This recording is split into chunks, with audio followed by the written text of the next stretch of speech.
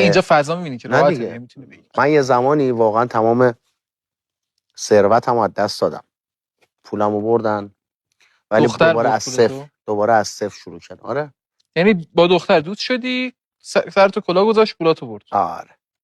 چقدر حدودا ازت برد اون موقع؟ اون موقع دور و بر 450,000 تومان، 450 میلیون تومان، میگم 450.